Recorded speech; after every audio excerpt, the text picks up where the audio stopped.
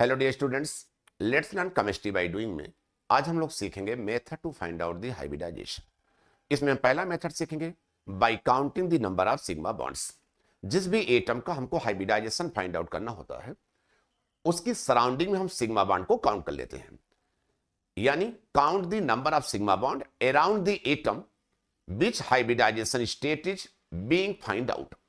मान लो उस एटम की सराउंडिंग में दो सिग्मा बॉन्ड हमको मिले, इसका मतलब उसमें दो हाइब्रिडाइज्ड ऑर्बिटल इन्वॉल्व हैं। अब दो हाइब्रिडाइज मतलब एस और एक पी, एसपी हो गया। अगर उसकी सराउंडिंग में तीन सिग्मा बॉन्ड दिख गए तो sp2 हाइब्रिडाइजेशन हो जाएगा। सराउंडिंग में 4 अगर सिग्मा बॉन्ड दिख रहे हैं तो sp3 हाइब्रिडाइजेशन होगा। 4 ऑर्बिटल इन्वॉल्व हैं। अगर 5 सिग्मा बॉन्ड है किसी एटम सराउंडिंग में तो sp3d, यानी यहां देख लो आप, s का एक, p का 3, d का एक।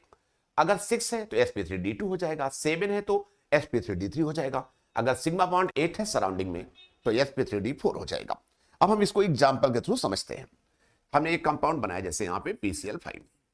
अब PCl5 में इस फास्फोरस पर हमें हाइब्रिडाइजेशन स्टेट फाइंड आउट करना है। तो हम क्या करेंगे, इस PCl5 के इस फास्फोरस में इसकी सराउंडिंग में सिग्मा बॉन्ड को काउंट कर लेंगे। तो 1 2 3 4 5, ये तो आपको पता ही होगा। सिंगल बॉन्ड जो होता है उसमें केवल एक सिग्मा बॉन्ड होता है, डबल बॉन्ड में एक सिग्मा एक पाई होता है, ट्रिपल बॉन्ड में एक सिग्मा, और ये जो मल्टीपल बॉन्ड है पाई हो जाते हैं। तो यहां सब सिग्मा सिंगल बॉन्ड है। तो यहां इस फास्फोरस की सराउंडिंग में अगर आप देखोगे तो नंबर ऑफ जो सिग्मा बॉन्ड्स आएगा वो कितना आ गया, 5 आ गया। तो हाइब्रिडाइजेशन स्टेट इस फास्फोरस का sp3d हो जाएगा। सिमिलरली अगर हम बात करते हैं दूसरे एग्जांपल पे, जैसे हमने एक कंपाउंड ले लिया SF6। अब देखो SF6 में इस सल्फर की सराउंडिंग में कितने सिग्मा बॉन्ड है, पहले इसको काउंट कर लो आप लोग। तो देख लो, एक सिग्मा, ये 2 सिग्मा हो गया, 3 sigma, 4 sigma, 5 sigma, 6 sigma. 6 sigma का मतलब हो गया सल्फर का हाइब्रिडाइजेशन स्टेट sp3d2। सिमिलरली अगर हमने लिया जैसे एक कंपाउंड XeO4। अब देखो XeO4 में इस जीनान पर हमें हाइब्रिडाइजेशन स्टेट फाइंड आउट करना है। तो यहां पे इसकी सराउंडिंग में सिग्मा कितने हो जाएंगे, 4 सिग्मा होंगे। क्योंकि ये जो डबल बॉन्ड होता है एक सिग्मा एक पाई होता है। Pi bond never count in hybridization, pi bond hybridization में काउंट नहीं होता।